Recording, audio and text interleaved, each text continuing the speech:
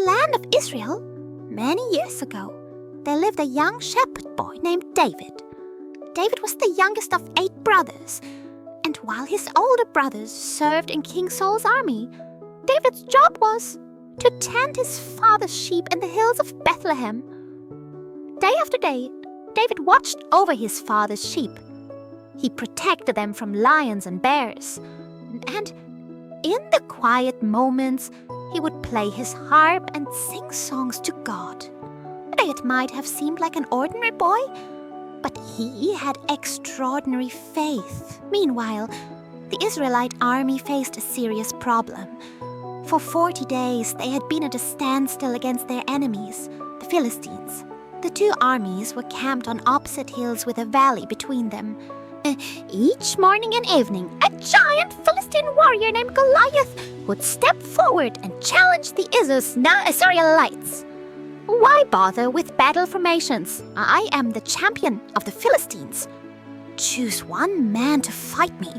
If he wins, we will be your servants. But if I win, you will be our slaves. I defy the armies of Israel. Send me your champion, said Goliath. Goliath was over 9 feet tall, wearing bronze armor that weighed more than most men, and carrying a spear with a tip as heavy as a bowling ball. When the Israelite soldiers saw him, they ran away in fear.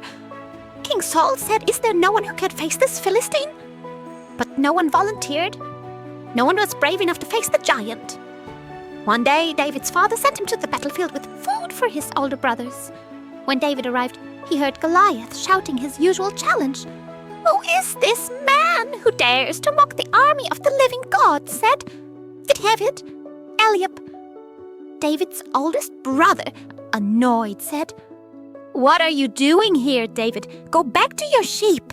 This is no more place for a boy."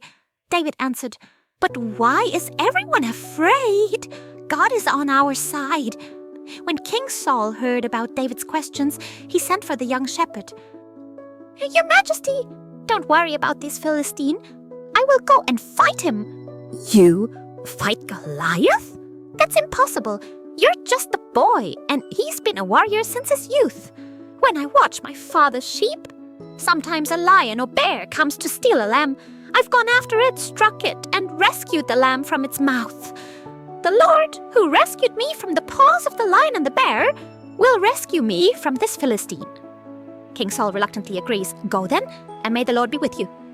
King Saul offered David his own royal armor, but it was too big and heavy. David said, "I cannot wear this. I'm not used to it." Instead, David took his shepherd's staff and his sling. He went to a nearby stream and picked 5 smooth stones, putting them in his shepherd's bag. As David approached the valley where Goliath waited, the giant saw him coming. Goliath, laughing mockingly, said, "Am I a dog, that you come at me with sticks? Come here, boy, and I will feed your flesh to the birds and wild animals." David boldly said, "You come against me with sword, spear, and javelin. But I come against you in the name of the Lord Almighty, the God of the armies of Israel, whom you have defied. Today the Lord will deliver you into my hands, so that the whole world will know there is a God in Israel." David ran quickly toward the battle line to meet the Philistine.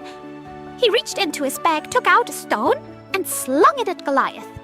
The stone flew straight and true, hitting Goliath directly in the forehead. The giant swayed for a moment, then fell face down on the ground. David had defeated the mighty Goliath without even using a sword. He ran over, took Goliath's own sword, and used it to finish the victory. When the Philistines saw that the champion was dead, they turned and ran. The Israelite army shouted in triumph and chased after them. David, the shepherd boy with the unwavering faith in God, had saved the entire Israelite army from the threat of Goliath. He didn't win because he was the biggest or strongest, but because he trusted in God. David knew something that many of us forget. When we face giant problems in our lives, we don't have to face them alone.